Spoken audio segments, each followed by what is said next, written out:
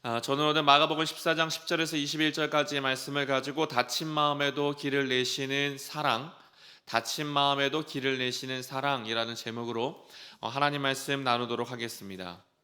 그 TVN에서 방영하는 프로그램 중에요, 그 유퀴즈라고 하는 이 토크쇼가 하나 있습니다. 그 유재석, 이 조세호가 이 다양한 사람, 그러니까 특별히 일반인들 중에서도 어떤 사연과 직업군을 가진 여러 사람들을 이렇게 초대해서 그들의 이야기에 이렇게 귀를 기울이는 그런 프로그램인데요. 그 몇 년 전에 여기에 김란주 작가라는 이 방송 작가가 한 사람 출연을 했습니다.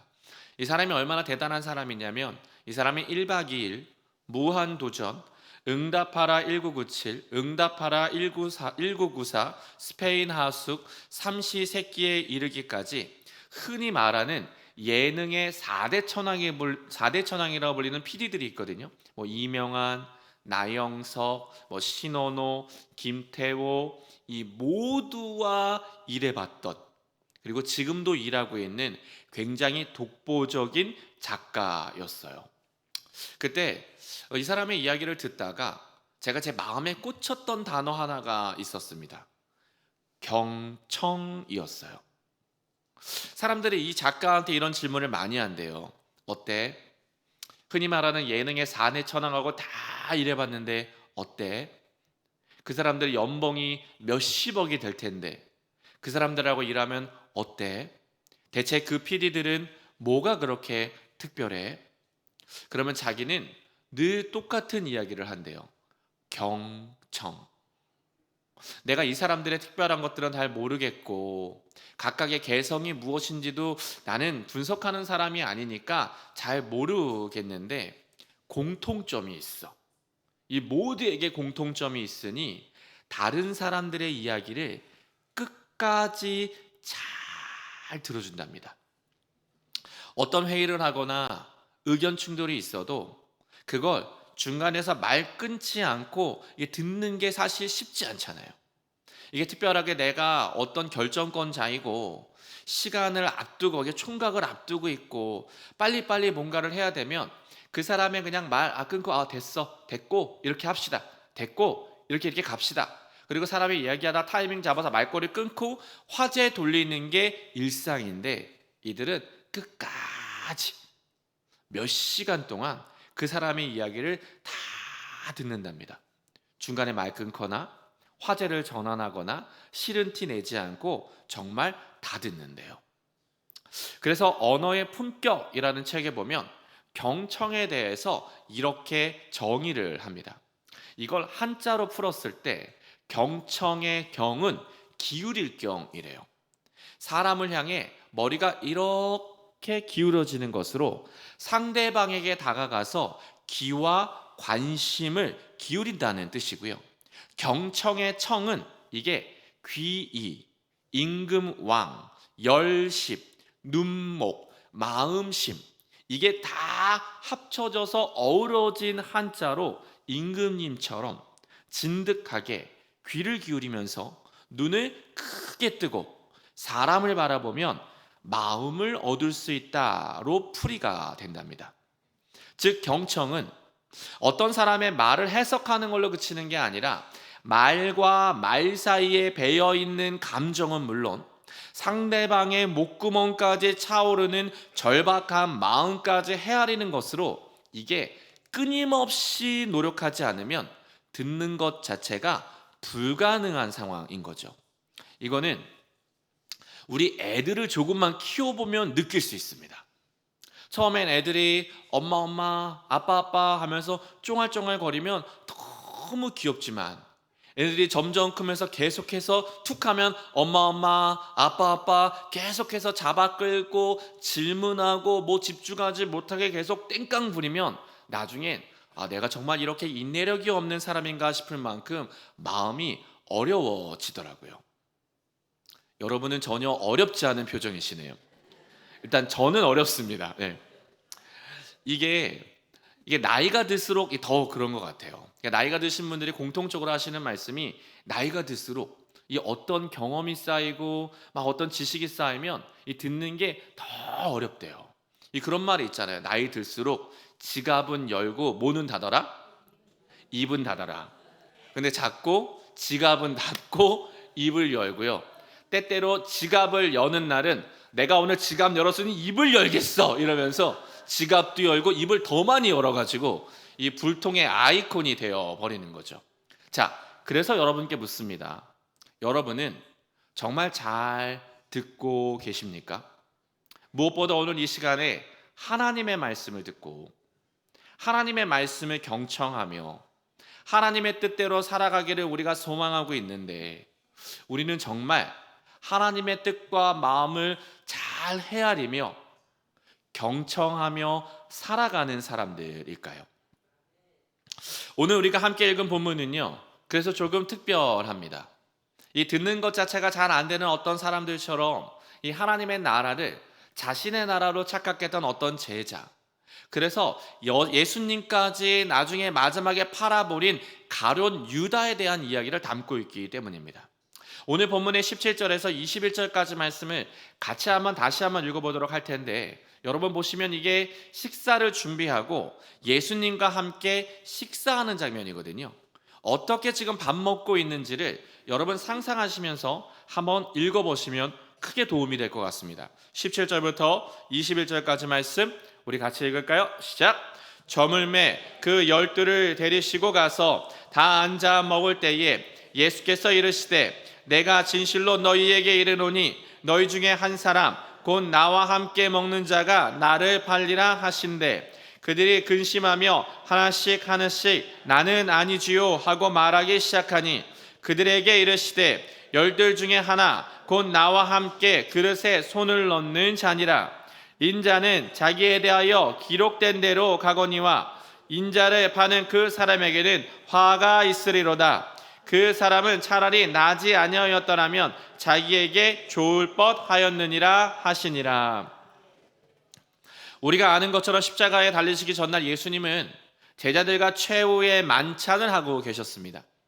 죽음을 앞둔 시간이지만큼 이 마음이 굉장히 심란하셨을 텐데 그 자리에서 다소 충격적인 말씀 하나를 하십니다.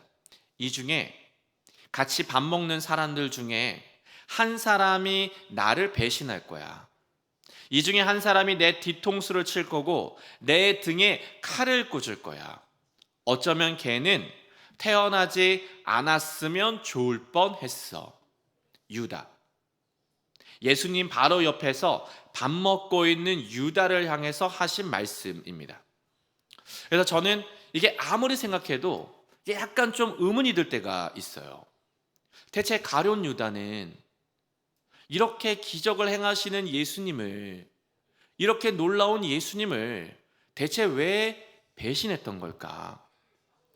주님을 모른다 부인하거나 무서워 도망친 정도가 그냥 아니라 얘는 오랫동안 작전을 짜고 뒷돈을 팔고 예수님을 팔아넘길 계획을 하면서도 같은 자리, 그것도 옆자리에 앉아서 밥을 먹고 있거든요. 심지어 아무렇지 않게 저는 아닙니다. 저는 그럴 사람이 아닙니다. 라고 시치미를 떼고 옆자리에 앉으신 예수님이 이렇게 건네주시는 빵까지 받아 먹으면서 위선을 떱니다. 의문이에요. 유다는 왜 배신의 아이콘이 된 걸까? 고작 은 30받자고 스승을 버릴 만큼 이 사람이 이렇게 돈을 밝히고 탐심이 가득한 사람이었을까? 이런 관점으로 유다의 탐심에 대한 관점으로 유다를 해석하시는 분들도 계시겠지만 이 앞뒤 정황을 조금 살펴보고 그 당시의 배경을 좀 더 살펴보면 이게 그냥 탐심으로 치부하기에는 이게 돈을 좋아하는 유다였다로 취급하기엔 이게 뭔가 석연치 않은 부분이 하나 있습니다. 이 마태복음 27장 3절에서 5절 보시면 이런 구절이 있는데요. 마태복음 27장 3절에서 5절입니다. 그때에 예수를 판 유다가 그의 정죄됨을 보고 스스로 뉘우쳐 그 은 30을 대제사장들과 장로들에게 도로 갖다 주며 이르되 내가 무죄한 피를 팔고 죄를 범하였도다 하니 그들이 이르되 그것이 우리에게 무슨 상관이냐 네가 당하라 하거든 유다가 은을 성소에 던져놓고 물러가서 스스로 목매어 죽으니라. 예수님이 고난받으시는 장면을 보자 유다가 잘못을 뉘우치고 받은 돈을 돌려준 뒤에 스스로 목을 매어 자살했다 기록하고 있습니다. 그러게 학자들은 유다의 배신은 이 돈에 대한 욕심이 아니라 다른 곳에 있는 게 아니었을까 추정하기도 합니다. 이렇게 추정하는 이 성서학자들의 공통점은 위기 조장설이에요. 그러니까 위기에 빠진 어떤 주인공이 극한 상황이 닥치면 스스로 그 극한 상황을 타개하기 위해 자기의 영웅심을 발휘해 그 위기를 탈출하는 어떤 스토리를 우리가 흔히 볼 수 있는 것처럼 예수님이 죽음의 위기가 닥치면, 칼이 목에 들어오면 스스로 영웅심을 발휘해 이제 그 위기를 뚫고 나오셔서 나중에 로마를 뒤엎어 엎는 우리가 기다렸던 칼의 영웅, 전쟁의 영웅 되기를 꿈꾸면서 유다가 꼼수 부린 것은 아닐까? 이유는 그 당시에 1세기 이스라엘에 처한 이 상황과 관련이 있습니다. 1세기 팔레스타인은요, 이 로마의 압제를 굉장히 심하게 받고 있던 상황이었거든요. 기록을 살펴보면 로마가 이 식민지를 조금 프리하게, 이게 조금 편하게 다스렸다는 기록도 있지만 사실은 세금은 어마어마하게 많이 걷었습니다. 그 식민지를 다스리는 사람들의 소득의 거의 80%를 로마가 뜯어갔대요. 그러니까 내가 100만 원을 벌면 80만 원이 로마의 세금으로 싹 다 뜯겨가는 상황이기 때문에 대부분의 사람들이 가난합니다. 로마와 이 정권과 뭔가 결탁한 상위 몇 퍼센트의 사람들을 제외하고는 이 평민이라고 불리는 90%의 소장민들이 모두 다 사는 것 자체가 피폐해요. 고기를요 1년에 한 번 어린 양 잡는 유월절이나 결혼식 갔을 때만 먹을 수 있는 정도이니 먹고 사는 것 자체가 이들에게는 그냥 지옥인 거죠. 그러니 시간이 가면 갈수록 로마에 대한 반감이 커져갑니다. 이래 주거나 저래 주거나 자신들의 이끌어줄 메시아만 등장하면 그냥 싹 다 뒤엎어 버리고 싶은 분위기가 그들 안에 팽배했던 거죠. 그런데 이런 생각을 실제로 옮겼던 사람들이 있으니 그게 열심당이에요. 이들은 사두개인 바리새인들과 달리 뭔가 무력으로 주먹을 가지고 메시아의 도래를 앞당겨야 한다 생각해서 우리나라의 그 오래전에 일제강점기에 활약했던 독립군들처럼 동족을 학살하는 로마인이나 빌부터 살아가는 이 매국노들을 조용히 제거하면서 민중의 해방 꿈꾸던 사람인데 가룟 유다가 바로 이 열심당, 그 중에서도 시카리라고 불리는 열심당 안에서의 비밀단체 회원으로 그는 늘 작은 단도 하나를 뒤에 또는 품에 가지고 다니며 기회를 엿보고 있었습니다. 그래서 나사렛 예수를 처음 봤을 때 엄청나게 흥분했어요. 예수님을 봤는데 귀신을 쫓고 병을 고치는 것은 물론 죽은 사람을 살리는 초자연적 권세까지 있는 데다가 바람과 파도도 이분 앞에 순종해 막 바다 위를 동네 마실 다니듯이 막 첨벙첨벙 뛰어다니시니 와, 이분이 마음만 먹으시며 저 로마 제국 그까이 거 아무것도 아니겠구나, 우리 해방할 수 있겠구나, 열심당의 관점으로 예수님을 바라보기 시작했던 거죠. 그런데 시간이 지나면 지날수록 이 기대가요 절망으로 바뀝니다. 기본적으로 전쟁을 하거나 투쟁을 하려면 사람을 모아야 되는데 예수님이 사람을 모으질 않으세요. 오병이어 사건 이후에 자기를 왕 삼겠다 추정하는 사람들을 피해서 자꾸 도망 다니시는 건 물론 그마다 이렇게 모여서 예수님의 말씀을 듣는 무리들을 향해서는 자꾸만 부자는 천국에 들어가기 어렵다, 이건 좋은데 갑자기 애통하는 자는 복이 있다, 가난한 자가 천국을 소유할 거다, 근데 마지막 자기를 부인하고 나를 따르렴. 자꾸 시간이 지날수록 이상한 말씀을 하시니까 뭔가 보탬이 될 만한 사람들이 마음이 자꾸 불편해 하나 둘 떠나가니 유다의 입장에서 볼 땐 미치고 팔짝 뛸 노릇인 거죠. 그런데다 이제는 본인이 죽으러 가시겠대요. 자기는 사실 이 땅에 죽으러 왔고, 나는 이제 죽을 거고, 나는 이제 죽으러 갈 거고, 이제 그때가 왔다, 자꾸 이러시니 유다가 생각하는 겁니다. 예수님만 정신 차리시면 되겠다. 어차피 백성은 호산나 다윗의 자손이여 하고 열광하고 있으니 이 상황에서 위기 상황 만들어서 이분만 각성하게 하면 슈퍼맨처럼, 배트맨처럼 영웅의 모습 보이시지 않을까? 이게 위기 조장설. 가룟 유다가 예수님을 배신하고 배신의 아이콘이 된 이유입니다. 그래서 질문입니다. 가룟 유다는 예수님을 정말 사랑했을까요? 여러분은 어떻게 생각하세요? 유다는 진짜 예수님을 사랑했던 걸까요? 유다 역시 예수님을 사랑했습니다. 유다도 예수님을 사랑해요. 하지만 그는 자기가 세우고 싶은 자기 왕국을 위해서 예수님을 사랑합니다. 오늘 내가 꿈꾸는 인생, 내가 꿈꾸는 가정, 내가 생각한 나라, 내가 원하는 공동체를 위해 자기 방식대로, 자기 입맛대로 예수님을 사랑하며 자기의 틀에 이 손바닥 위에 예수님을 올려두고 자기가 메시아를 조정하려 예수님을 사랑합니다. 즉 아무리 엄청난 능력과 신성을 가졌어도 내 기대에 부합해 줘야 메시아인 거예요. 내 생각과 똑같이 예수님이 움직여줘야 메시아인 거예요. 내가 당신 때문에 포기한 것보다 당신을 통해서 내가 얻을 것들이 더 많다는 판단이 있어야 예수님이 자기 삶의 주인인 거죠. 여러분은 어떠세요? 그럼 우리는 어떨까요? 우리의 신앙, 믿음, 봉사하고 헌신하는 모든 마음, 가룟 유다와 다릅니까?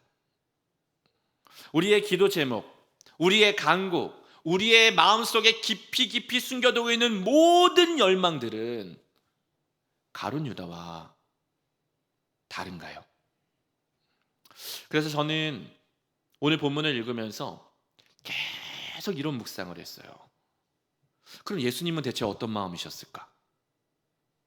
아무리 얘기해도 알아듣지 못하는 고집불통에 자기 계획대로 자꾸 막 예수님을 움직이게 막 이렇게 하려는 막 이렇게 막 뭔가 되게 불편한 이놈의 배신자랑 마지막 순간까지 옆자리에 앉아서 밥 먹고 있는 그 쩝쩝거리고 있는 그 사람을 바라보며 예수님은 어떤 마음을 가지고 계셨을까요?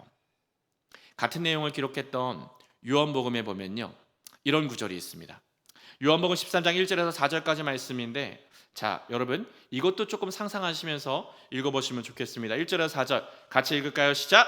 유월절 전에 예수께서 자기가 세상을 떠나 아버지께로 돌아가실 때가 이른 줄 아시고 세상에 있는 자기 사람들을 사랑하시되 끝까지 사랑하시니라. 마귀가 벌써 시몬의 아들 가룟 유다의 마음에 예수를 팔려는 생각을 넣었더라. 저녁 먹는 중 예수는 아버지께서 모든 것을 자기 손에 맡기신 것과 또 자기가 하나님으로부터 오셨다가 하나님께로 돌아갈 것을 아시고 저녁 잡수시던 자리에서 일어나 겉옷을 벗고 수건을 가져다가 허리에 두르시고, 여기에 보면 반복되는 단어가 있습니다. 아시고라는 단어예요. 1절에 보시면 예수께서 자기가 세상을 떠나 아버지께로 돌아가실 때가 이른 줄 아시고, 그리고 3절에 하나님께로부터 오셨다가 하나님께로 돌아갈 것을 아시고, 그리고 무엇을 하셨느냐? 사람들을 생각하시되 끝까지 사랑하셔서 겉옷을 벗고 제자들의 발을 씻기십니다. 자신을 배신할 가룟 유다의 발까지 그 자리에서 정성스럽게 씻기세요.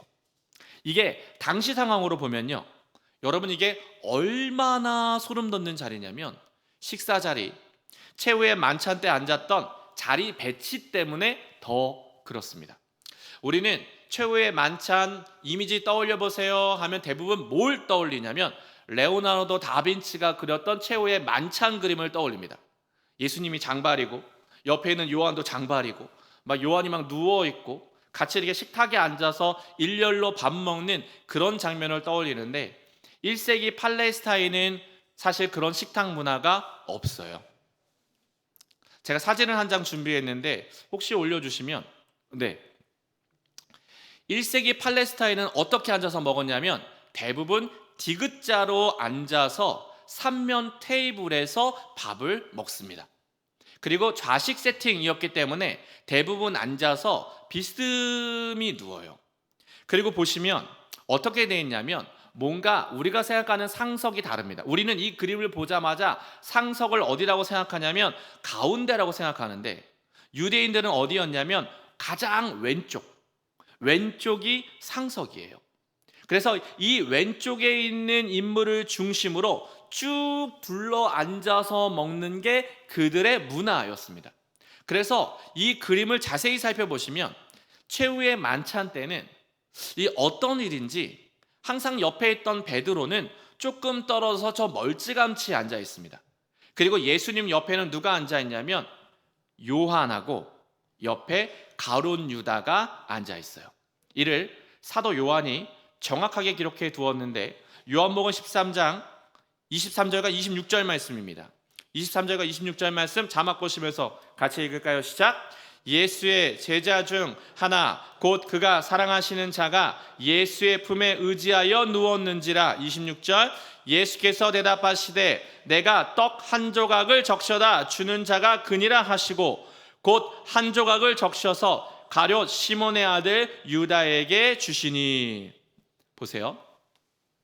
당시 테이블에 이 세 명이 한 조가 돼서 겸상을 했는데 오른쪽에 있는 사람이 보통 어떻게 했냐면 빵을 뜯어서 이걸 찍어 자기도 먹었지만 왼쪽에 있는 사람한테 이렇게 입에 넣어주는 게 그들의 문화였습니다. 즉, 이 본문으로 따지면 어떻게 되어 있냐면 오른쪽에 예수님한테 살짝 기대어서 밥을 먹고 있는 게 세례 요한이에요. 요한이 사도 요한이죠. 사도 요한이 예수님께 기대어 밥을 먹고 있는 것처럼 예수님도 옆에 있는 유다에게 기대어 식사를 하고 계신 거죠. 그리고 예수님이 빵을 뜯어 옆에 주는데 염치 없게 그 빵 먹고 있는 사람이 가룟 유다. 이 유다가 마지막까지 염치도 없이 찰싹 붙어서 주시는 빵 다 받아 먹고 있는 거죠. 다시 말해 유다는 주님을 배신했지만 예수님은 모든 걸 아시고도 마지막까지 끝까지 유다를 포기하지 않으십니다. 그래서 제가 설교를 준비하면서 머릿속에 떠나지 않았던 질문은 이거였어요. 예수님은 어떤 마음으로 이렇게 하신 걸까? 물론 예수님이시니까 사랑할 수 있겠지만 그래도 배신자랑 같은 식탁에 그것도 옆에 앉아 식사하고 계시는 예수님의 마음은 어떤 마음이셨을까? 저는 아버지의 마음, 잃어버린 아이를 찾기 위해 발 동동 구르는 아버지의 마음은 아니었을까 싶은데요. 그 몇 년 전에 제가 그 상공사공을 맡고 있을 때 상공사공, 청년, 그리고 조금 어른들, 장년들까지 해서 50명이 조금 안 되는 인원이 오키나와에 갔던 적이 있습니다. 제가 오키나와에 갔다가 그때는 가족이 함께 가자. 그래서 막 거기 있는 지체들이 유모차를 끌고 진짜 애들 태워가지고 깐난쟁이 애들도 데리고 뛰어다니는 애들도 데리고 막 애들도 꽤 많이 갔던 그런 선교였는데 제가 거기 갔다가 둘째 딸내미를 잃어버렸던 적이 있어요.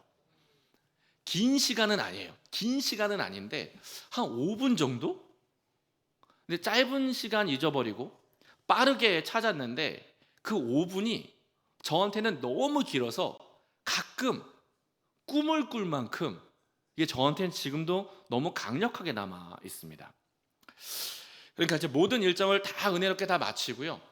이렇게 다 이렇게 뭐 입국 심사 마치고 이제 공항 앞에 이렇게 거의 비행기 앞에 앉아서 비행기 이렇게 개찰구만 열리면 비행기 이제 타면 되는 거예요. 창문으로 비행기가 보이고 사람들이 그 앞에서 이제 오픈해 줄 때까지 이렇게 기다리고 있는데 생각보다 저희가 좀 일찍 들어와 가지고 애들이 지루했는지 저쪽에 다 테이블에 모여 가지고 아이들 전체가 둥그렇게 앉아서 막 종이접기를 하고 있더라고요. 근데 저희 둘째가 3살이었고 첫째가 9살이었는데 얘네들도 이제 거기에 가가지고 언니 오빠들하고 뭔가를 막 열심히 막 만들고 있으니까 너무 이뻐가지고 막 저도 찍고 저쪽에는 아빠도 찍고 여기는 엄마도 찍고 막 다들 사진 찍으면서 막 애들을 이렇게 보고 있는데 이제 방송이 울리는 거죠. 비행기 탑승 시간이 됐으니 이제 오픈하니까 이제 티켓이랑 다 준비해 주세요. 그러니까 사람들이 다 짐을 챙겨서 일어납니다. 스튜어디스가 나오고 이제 하나씩 표를 확인하고 사람들이 들어가고 줄을 쫙 섰는데 종이접기를 마치고 그러니까 애들이 막 이렇게 자기 가정으로 바로 다 찾아가서 엄마 아빠의 품에 안겨서 다 같이 줄을 서는데 첫째는 왔는데 둘째가 안 온 거예요. 첫째한테 물어봤어요. 주아야, 유나 어딨어? 너 옆에 있었잖아. 유나 어디 갔어? 그랬더니 유나요? 옆에 있었는데? 유나 어디 갔지? 사람들이 막 움직이고 막 이렇게 막 웅성웅성 하는데 갑자기 둘째가 안 보이니까요. 제가 이게 되게 당황하기 시작을 하더라고요. 근데 마침 또 첫째는 넘어져서 자기가 다리가 아프다고 울고 있는데 얘가 울던 말던 둘째가 안 보이니까 이게 사람이 식은땀이 나기 시작하는 거예요. 근데 이게 교육자잖아요. 어쨌든 이 팀의 리더잖아요. 제가 당황하면 안 되겠다 싶어가지고 마치 술래잡기 하는 것처럼 아이를 부르기 시작했습니다. 유나야, 유나 어딨니? 혹시 저희 딸 봤나요? 저희 유나 봤나요? 유나야, 유나 어딨니? 혹시 누구랑 같이 있나요? 여기 있나요? 한 바퀴를 쭉 도는데요. 애가 안 보이는 거예요. 한 2분 정도 지난 것 같은데 2분이 딱 지나니까 거짓말 안 하고 여기서부터 소름이 돋기 시작합니다. 그리고 한 3분 정도가 지나니까요. 그런 느낌 아세요? 저 처음이었어요.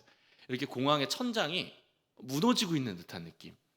한국도 아니고 일본에서 이게 막 뭔가 막 식은땀이 나고 이게 조금 더 있으면 내가 소리를 지를 것 같은 그런 불길한 이 불안감이 막 오고 있는데 마침 같이 찾아봐 주겠다고 막 여기저기 뛰어다니는 자매들이 저 멀리서 해맑게 울고 있는 3살짜리 아이를 데리고 오기 시작합니다. 그 둘째 녀석 어디서 찾았는지 아세요? 공항에 있는 아이스크림 가게. 그 오키나와 혹시 아이스크림 드셔보셨어요? 이 블루실 아이스크림이라고 저희가 오키나와에 가서 꽤 많이 먹었는데 이 종이접기 하던 이 친구가 이 친구래 저희 딸이 무슨 생각을 했는지 갑자기 엄마한테 와야 되는데 내려놓고 자기 혼자 아이스크림 가게로 전력 질주한 거예요. 그리고 가서 봤더니 그 가게 앞에 계속 이러고 혼자 이러고 서 있었답니다. 시간상으로는 5분이 채 넘지 않았는데 저는 그게 너무 길고 지금도 잊혀지지 않아요. 저희 아내는요 생각보다 굉장히 같이 갔었는데 되게 의연하더라고요. 그래서 이 사람이 되게 의연하다, 담대한 사람이다. 표정도 막 그런 게 없고 왔어 이러면서 이렇게 있는데 이렇게 비행기를 탔잖아요.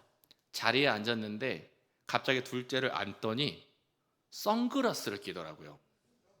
그리고 옆에 있는 사람을 보더니 선글라스를 끼고 가만히 있는데 제가 관찰했더니 몸이 갑자기 흔들리면서 눈물이 너무 무섭고 너무 아찔했던 거죠.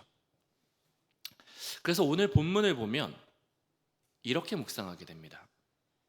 예수님이 이런 마음으로 유다를 기다리고 옆에 계시지 않았을까?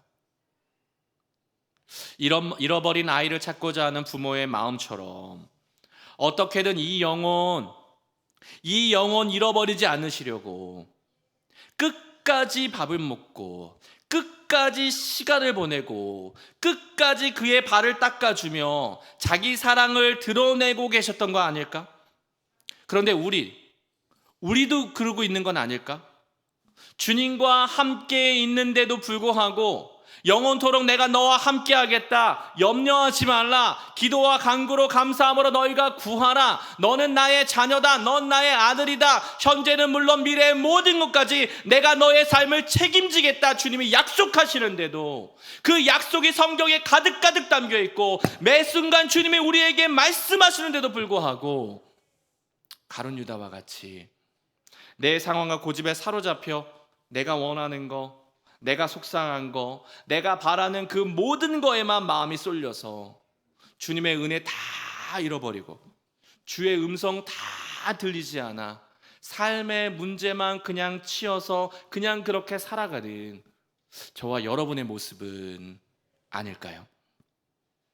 여러분, 믿는다는 게 무엇입니까? 예수가 그리스도 되심을 믿는다. 바랄 수 없는 중에 바라고 믿는다. 하나님이 하신 일과 하셨던 일과 하실 일들을 내가 정말 믿는다. 여러분, 이 모든 게 믿음의 정의가 맞습니다.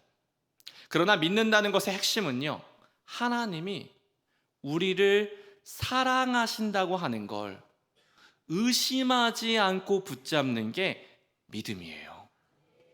나쁜 일이 생기고 어려움이 계속되고 내 인생이 원하지 않는 질병을 만났어도 하나님은 나를 사랑하셔서 가장 좋은 길로 내 삶을 인도하고 계신다는 믿음, 이게 살아계신 하나님을 향한 우리의 반응입니다.